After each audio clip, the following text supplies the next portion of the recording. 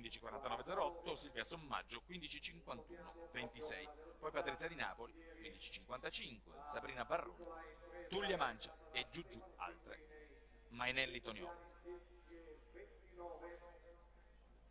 Ancora non è apparsa la classifica dei 3.600 per quanto riguarda il tempo, ma rimaniamo nella velocità di questi 200 metri.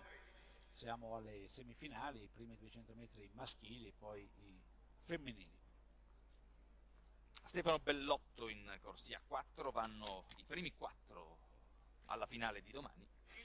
Già comunque si possono vedere delle cose interessanti. Ecco, Gianni Puggioni, sardo di Sassari, il secondo frazionista delle belle staffette dei Giochi del Mediterraneo e della Coppa Europa, staffette vincenti e staffette con buoni tempi, staffette inizialmente raffazzonate perché gli infortuni di Andrea Amici e Carlo Chiena di quei tempi avevano fatto cambiare la gara. E qui ci sono due sardi in corsia 5 e corsia 6.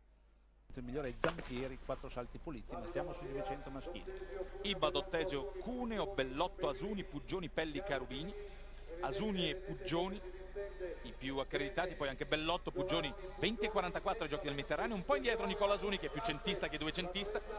Gianni Puggioni, lieve infortunio, non ha fatto la Coppa Europa, c'è stato Alessandro Atteni, il tempo 20.89, beh ragazzi, 20.89 fatto con questa apparente facilità per il sassarese, fa capire che è una buona stagione la sua, un 20.44 molto buono, quello dei Giochi del Mediterraneo, battendo in quella finale atleti da finale europea sicuramente, atleti che poi in Coppa Europa hanno fatto cose anche piuttosto grosse, come si era visto Panayotopoulos, greco, andare a vincere con l'Infor Christi a pari merito, pari tempo al millesimo, una buona uscita di curva, poi si è lasciato andare sull'inerzia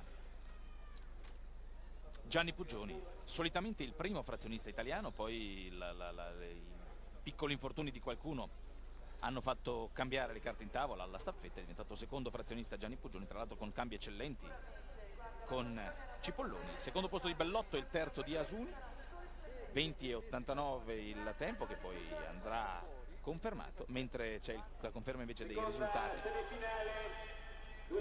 del 3006.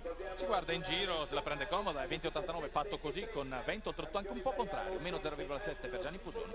La dice, se non lunga, la dice perlomeno discreta sulla condizione di Gianni Puggioni. In linea Sandro Fioravanti.